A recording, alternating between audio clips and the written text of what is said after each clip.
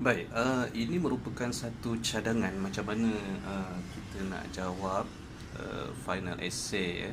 Okay, how to answer your final essay, which we start with introduction, at least one paragraph. Okay, maksudnya kita mulakan dengan pengenalan sekurang-kurangnya satu perenggan, dan dekat situ kita nyatakan apakah poin-poin penting ataupun jawapan yang kita ada lah. Okay, so contohnya soalan pertama tu dia tanya tentang for process of creativity in Islamic art. Jadi cadangan kita ataupun jawapan kita adalah imitation, denaturalization, stylization and abstraction. Okay, itu salah satu cadangan lah. Okay, ini saya berikan satu example di sini. Okay, macam mana kita menyusun atur okay, jawapan kita di dalam satu perenggan, and then kita huraikan. Okay, next point yang penting juga, isi pertama perenggan kedua. Okay, first point for your second paragraph, contohnya jawapan anda adalah imitation, and then anda kena nyatakan definisi imitation ataupun peniruan. Jadi formula saya cadangkan kepada mana-mana pelajar apabila nak menghuraikan jawapan anda boleh bermula dengan CEX ataupun content, elaboration dan seterusnya example, ataupun isi, huraian dan contoh. Jadi for example for your second paragraph, the first point is imitation, and then you should at least explain lah. Okay, the first process is imitation, and then define what is imitation. So imitation is a process by referring or copying our surrounding, which is referred to nature, human, man-made, material and etc. Okay, so imitasi iaitu satu konsep peniruan yang mana seseorang artis itu contohnya mendapat idea ataupun sumber inspirasi melalui alam sekitar, ataupun produk yang dihasilkan, produk-produk tradisional. So ini salah satu contoh macam mana kita nak menghuraikan lah, okay, untuk jawapan-jawapan bagi final essay. Untuk perenggan kedua, perenggan ketiga dan seterusnya sama je point dia. Yang penting kamu tahu macam mana kamu nak huraikan sesebuah konten ataupun jawapan kamu. Okay, lagi formula pun sama. Okay, CEX iaitu content, elaboration, content, elaboration, example. Okay, isi ataupun isi, huraian dan contoh. Satu perenggan sahaja. Contohnya dekat poin yang kedua, dekat perenggan ketiga, okay, for example, denaturalization. So what is denaturalization? Try to define what is denaturalization based on your understanding. And then you give an example.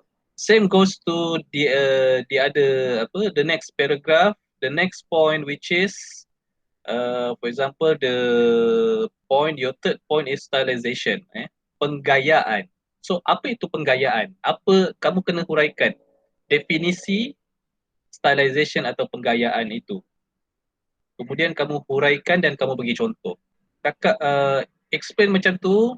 Kalau kamu ada 5 poin, boleh jadi 5 poin itu untuk 5 perenggan. Kalau idea kamu 5 poin lah. Okay, seterusnya, okay, dan yang last kali, the last paragraph adalah conclusion. So, perenggan akhir ni macam yang pernah saya explain, perenggan terakhir macam pernah saya explain dekat kamu punya assignment, okay, apa pendapat kamu tentang jawapan yang telah kamu berikan, apa kebaikan dia, kan? Contohnya, the four process of creativity in Islamic art is a method in creating an interesting motif, design ataupun logo atau etc. Dan sebagainya. Pendapat kamu, adakah teori ini membantu seseorang pandai ukir untuk menghasilkan sesebuah reka corak motif yang menarik? Dan proses itu okey tak? Sesuai tak proses dia? Ataupun kamu boleh bagi pendapat sendiri. Pada pendapat saya, based on my opinion, The second point, which is denaturalization, is kind of difficult to interpret. Susah untuk kamu nak interpret kerana dia punya term dia tu agak susah, kan? Boleh membawa kepada misleading, misunderstanding, misguidance and so on. It's okay lah, kan, kesimpulan dia. Tetapi kalau boleh menjawab kepada soalan dia. Soalan yang pertama tu apa dia? Four process of creativity. Itu contoh dia. Pun tak payah panjang-panjang juga. Satu dan saja. Kan? Ataupun kamu kata keseluruhan sama macam perenggan ataupun introduction paragraph, yang first paragraph tu, dekat kesimpulan ni pada kamu untuk four process of creativity, they are 4 point lah, 4 proses, which is imitation, denaturalization, stylization and abstraction.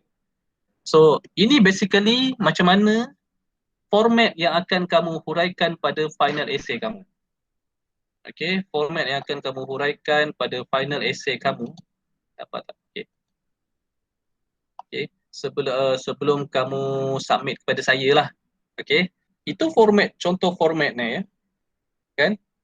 And now I open for discussion, siapa nak tanya lah soalan 1, 2, 3 tu lah. Macam mana?